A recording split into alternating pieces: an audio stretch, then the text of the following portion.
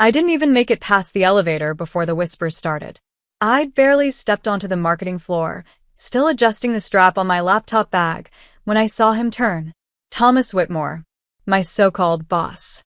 Cold eyes, jaw locked, like he'd been waiting all morning for someone to humiliate. Before we begin, drop a comment and tell us where are you from and from which city you're watching our videos? And after watching the whole video, don't forget to tell us what would you do in this situation? Be honest, tell me in the comments below. We read every comment. Let's begin. He took one long look at me, at my dark-washed jeans, my navy blouse, my flats, and sneered like I'd walked in wearing a Halloween costume. Seriously, he said loud enough for the entire floor to hear.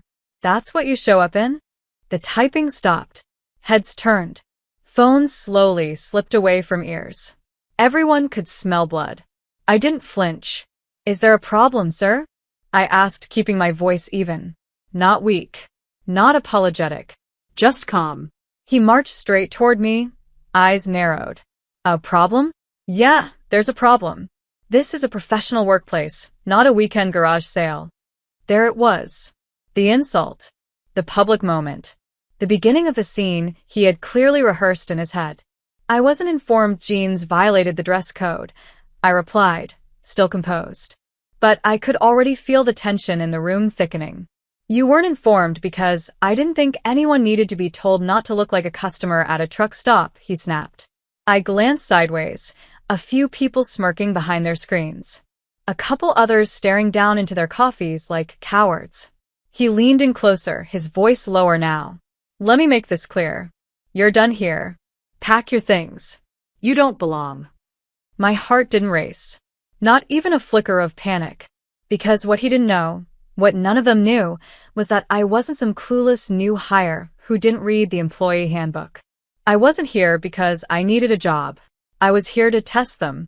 All of them. They thought I was just another applicant in a cubicle learning their cliques, staying quiet during meetings, eating lunch alone. They didn't know that 2 months ago, I became the majority stakeholder of the very company Thomas was trying to run like his personal kingdom. They didn't know that the real CEO, the one who had built the company before stepping back to retire, had sold me his shares quietly, privately, under NDA. I had kept my identity hidden for one reason only, to see what kind of culture I was inheriting. And let me tell you, today gave me more answers than I needed. But I didn't say a word in that moment. I just looked him straight in the eyes and smiled. Understood, I said. And I turned around and walked out of that office while they stared after me like I was a nobody. But they were about to find out just how wrong they were. 3 hours later, I was sitting in a private conference room across town, wearing a black tailored suit and heels sharp enough to cut glass. I logged into the executive system from my personal laptop and opened the HR access. Thomas Whitmore's name popped up right away. Listed as Director of Operations. 6 years of service. Dozens of complaints. Buried. Disregarded. Swept under the rug. I flagged every single one for reinvestigation. Then I sent a calendar invite for an emergency 9 a.m. executive meeting the next day. Subject line, new leadership direction, attendance mandatory. I was done playing undercover. Now it was time to introduce myself. And no one in that room would be ready for what I had planned. The next morning, I didn't enter through the side door like before. I didn't ride the regular elevator with the rest of the employees. And I definitely didn't walk onto that floor wearing jeans. I arrived at 8:42 a.m. sharp in a sleek black Escalade that pulled up to the private parking entrance. Security recognized me instantly. They had been briefed just hours earlier. No questions. No ID checks. Just nods and a quick, "Good morning, Ms. Dalton." I stepped out of the car in a charcoal gray power suit, my hair tied up in a tight, clean twist, and heels that echoed with authority. The moment I walked in, every footstep felt intentional. Like thunder. Upstairs, in the executive boardroom, 12 senior managers sat whispering behind coffee cups. They had no idea what was coming. And outside that boardroom, a crowd had gathered. The entire floor had heard the rumors. Whispers of a surprise meeting. Something big. Something unusual. Thomas hadn't shown up yet. Typical. But I had arrived 20 minutes early. Not to wait for them. To watch them. To see the looks on their faces when reality slapped them harder than I ever could. At exactly 9 a.m., I opened the doors. The room fell silent. People looked up, confused. Some startled. Others whispering as they took in my presence, like it didn't make sense. Why is she here? Isn't that the girl he fired? Isn't that wait? Then came Thomas, rushing in 2 minutes late, phone in one hand, latte in the other, arrogant as ever. The moment he saw me at the head of the table, his steps faltered. He blinked like his brain was glitching. You, he said, staring. You're not supposed to be here. I stood up slowly, placed both palms on the table, and looked him dead in the eyes. No, Thomas. You're not supposed to be here. He laughed. Actually laughed. Is this some kind of joke? I didn't answer with words. I turned the laptop around, displaying a screen with the company's ownership breakdown. His smirk fell, and then it dropped completely when his eyes caught the name. Ava Dalton, 51% ownership stake. The air changed. Every whisper outside the glass walls stopped. Every person inside the room, frozen. He swallowed hard. What is this? It's called authority, I said, voice cool and sharp. And you just made the biggest mistake of your career. You're lying. This isn't possible. The board knew last night. I cut in. You didn't. Because I didn't need your approval. You don't have the clearance to even see the shareholder meetings. But I do. Silence. A dead, humiliated silence. I've spent the past 3 weeks working undercover here, I continued, addressing the entire room now. Watching how my employees are treated. Observing who builds others up and who tears them down to feel bigger. I looked around the table. Eyes avoided mine. Faces turned pale. Some of you showed kindness. Some of you looked away. And some of you laughed while your colleague was publicly humiliated over a pair of jeans. My voice cracked just slightly. Enough to make the moment land harder. You didn't know who I was. And that's fine. But what you showed me is who you are. Thomas tried to interrupt. Ava. Ms. Dalton. I corrected coldly. You no longer have the authority to use my first name. In fact. I turned the laptop back toward me and tapped a single key. You're officially terminated. Effective immediately. Security is waiting outside. You can collect your things after this meeting ends. He stood frozen. Face red. Mouth open like a fish gasping for air. You can't do this, he hissed. I just did. The room stayed silent as he stood there, paralyzed by his own arrogance. Finally, with shaking hands, he turned and walked out, but not before catching the shocked, horrified faces of the very employees who had once laughed along with him. I watched him go without blinking. Then I turned back to the board.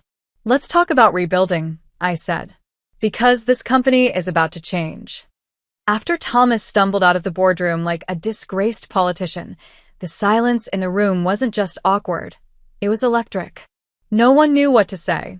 No one wanted to be the first to breathe too loudly. I stayed standing at the head of the table. I let the silence stretch. Let them stew. Then I said it.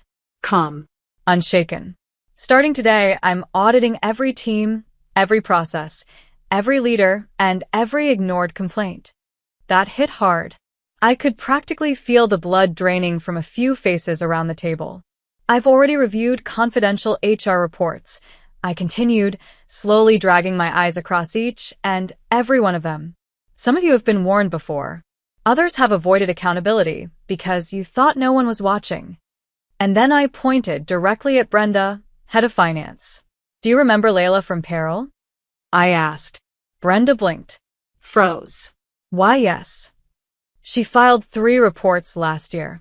About emotional bullying. About working unpaid weekends. About being threatened with termination if she refused to stay quiet. She was fired without investigation. By you. Brenda's lip trembled. She didn't have the skills to. Don't, I snapped. Don't finish that sentence. Because she did have the skills. I worked beside her for a week, watching her run circles around your team. I let that land. Then I turned to Henry, head of client relations. You were kind to me, I said. But you laughed when Thomas humiliated me. Why? His shoulders stiffened. I didn't want to seem like I was standing up for someone beneath you, I offered. He shut his mouth. I looked at the rest of them. Some of you are going to get a second chance, I told them. Not because you deserve one, but because this company deserves better leadership, and I believe in growth. Then I paused. But if you can't change, if you're here to keep power by stepping on people, you'll be gone by the end of the week. One of the senior developers, Jillian, who I remembered as someone who had offered me a tissue when I sat quietly in the break room, hesitantly raised her hand. Yes, I asked. She looked nervous but honest. I just want to say, I'm sorry for not saying anything that day. I saw what happened, and it wasn't right. I looked her dead in the eye and nodded. Thank you. Then I turned to the glass wall. Outside, employees were still pretending to work while stealing glances into the boardroom. Open the doors, I said. The assistant hesitated. Now. The doors opened wide, and the team out there saw me, not as the girl who got humiliated, but as the one who held the room captive. I stepped out. Half of them looked ready to shrink into their chairs. But I smiled, not fake, not condescending. Just steady. I want every department lead to bring their full teams into the main floor in 10 minutes, I said loudly. I'll be making some introductions. And some announcements. Someone gasped softly. Another dropped their pen. I could see Elise, the team lead who had once ignored me like I didn't exist, stiffen at her desk. I didn't care, because this wasn't about proving them wrong anymore. It was about fixing a company that had rotted from the inside. 10 minutes later, the floor was packed. Standing room only. You could hear hearts thudding if you listened closely enough. I stood on the central platform, mic in hand. My name is Ava Dalton, I began. Until yesterday, you didn't know who I really was. But I knew who you were. I scanned the room. I worked beside you, ate with you, listened to your conversations. I saw who was kind to the new girl, who was too proud to say hello, and who laughed when someone was publicly torn down. A ripple of discomfort moved through the crowd. I'm the majority owner of this company now. And no, I didn't dress the part when I walked in. Because I didn't need to. I let that hang in the air. I was looking for character, not compliance. People were glued to me now. Some of you passed that test. Others didn't. And I'll be honest, I'm not here to punish people who made one mistake. But I am here to dismantle a culture of fear and ego. I could see Layla standing at the back of the room. She had come back for the meeting after I personally called her last night. She was holding her ID badge again, reactivated. I looked toward her as I spoke the next words. If you ever felt like your voice didn't matter here, I want you to know that stops today. A few people clapped. Then more. Then the entire room erupted in applause, hesitant at first, but then it grew. Louder. More genuine. I felt tears sting my eyes, but I held them back, because the real work had just begun. I didn't expect him to show up again. But 4 days later, after I'd already fired 2 senior managers, rehired 3 unjustly terminated employees, and restructured half the leadership, Thomas Whitmore walked right through the front doors of my company. Unannounced. Uninvited. Unapologetic. I was in the middle of a one-on-one with Elise, the team lead who had quietly avoided me during that humiliating moment in the hallway. She was mid-apology, nervously twisting the charm bracelet on her wrist, when my assistant knocked and leaned in. Miss Dalton, Thomas Whitmore is downstairs. He asked to see you. I looked up, deadpan. Did he now? Elise's face went pale. He came back? I stood. Excuse me, Elise. We'll continue in 10. I walked toward the elevator, calm, cold, controlled. The floor was quiet. People could feel the tension. Everyone knew he'd been fired. Everyone knew why. But no one knew what kind of man returned to the scene of his downfall without shame. He wasn't just arrogant. He was desperate. I stepped into the executive lounge. There he was, sitting like he still owned the building, legs crossed, elbow over the back of the chair, that same smirk on his face. Miss Dalton, he said like it was still some kind of joke. Looking sharp. I see the throne suits you. I gave you a clear exit, I said flatly. Why are you here? He stood, slow and rehearsed. To talk. Man to woman. I didn't flinch. Make it quick. He dropped the fake smile. You made your point. You humiliated me. Fair play. But this company, I helped build it. You may own it on paper, but I made it run. My systems. My connections. I leaned against the wall, arms folded. You're bullying. You're silencing. Your fragile ego. You mean those systems? His lips tightened. You're emotional. Wrong move. I'm strategic, I said through clenched teeth. And you're 5 seconds away from being escorted out by security. He paused, calculating. Look, I came with a proposal. I know things about this company, buried accounts, investors you've never heard of, clients with sensitive retention issues. You fire me, fine. But bring me back. As a consultant, I help you avoid what's coming. What you don't see. I took a step forward. Slowly. You publicly fired me in front of 40 people over jeans. You humiliated me to flex your power. And now you want me to hire you back. I'm offering you protection, he snapped. I don't need protection. I need integrity. And you have none. His mask cracked for the first time. You think you're better than me? I stared him down. No. I know I am. That was the end of it. I hit the call button. Security walked in seconds later. I didn't even have to say the words. They guided him out like a rejected bidder at an auction. And I didn't watch him leave. I just turned my back, because he didn't matter anymore. What mattered was the people still here. The ones trying to believe again. That afternoon, I called Layla into my office. The woman Thomas had bullied out of payroll. She walked in hesitant, like she didn't know if she truly belonged yet. You're not just coming back, I told her. You're being promoted. She blinked. What? You're the new head of employee relations. I want someone who understands pain to lead change. Someone who's lived through it. Someone who knows what silence costs. She shook her head. I'm not qualified. You're more qualified than half the people who used to sit in this office. Her eyes filled with tears. Layla, I said gently, I'm not building a new company. I'm rebuilding the heart of the old one. And that starts with people who give a damn. She nodded slowly, then broke into tears. That night, I sat in my office alone. Lights off, skyline glittering through the glass. This place that wasn't healed.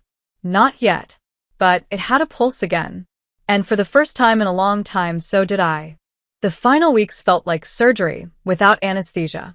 There were days I walked into smiling faces, and days I walked into cold stares.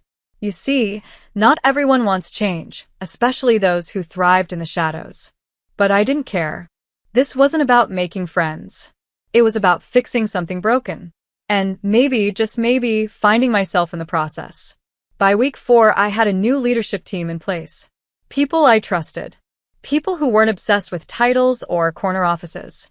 People who remembered why they started working here in the first place, because they believed in something. Layla was now head of employee relations. Jillian took over Tech Henry, after owning his silence and proving he could do better, stepped into client strategy. And Brenda? Gone. I didn't fire her with drama. No yelling. No announcements. Just a quiet meeting. Brenda, I said, I read every internal email thread from last year. I saw how you spoke to your junior staff. I saw how you covered for Thomas. I saw the terminations you justified by manipulating performance reports. Her eyes widened. She tried to talk. I raised a hand. Let's not pretend. You know what you did.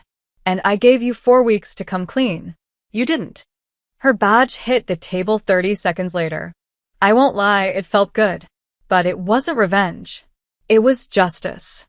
One afternoon, I passed the break room and saw something that stopped me in my tracks. It was Elise. She was sitting next to one of the new hires, a nervous girl barely out of college, and she was showing her how to organize a presentation. Patient. Kind. Human. I leaned in and said, nice to see. Elise looked up, embarrassed. I didn't stand up for you that day, she said. And I hated myself for it after. I walked in and sat across from her. No titles. No walls. I used to think silence was safer than speaking up, she said. But now I know it's not. It's just a slower kind of damage. I nodded. We can't undo what we were, but we can decide who we become. She smiled. Thanks for not giving up on people like me. That hit deeper than I expected, because truthfully, I almost did give up. Not on her. Not on them. On me. The real test came a few weeks later. We were hosting our quarterly all-hands meeting. For the first time, I was speaking not as a guest, not as an undercover owner, but as myself. Hundreds of employees gathered in the event hall. The tension was different this time. Not fear, hope. Cautious, but real. I stepped up to the mic. The lights dimmed, and I told them the truth. 5 weeks ago, I stood here humiliated in front of many of you. Not because I made a mistake, but because I was judged by someone who mistook power for value. He said I didn't belong here. I paused, eyes locked. But I do belong here. Not because I'm the owner, but because this company is mine to fix, and I refuse to let it become a place where silence wins. You could hear a pin drop. I'm not interested in being a CEO who hides behind press releases and policies.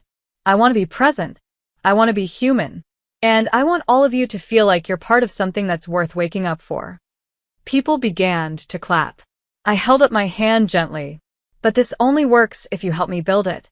That means accountability. That means courage. That means looking around and asking, did I make this space better today?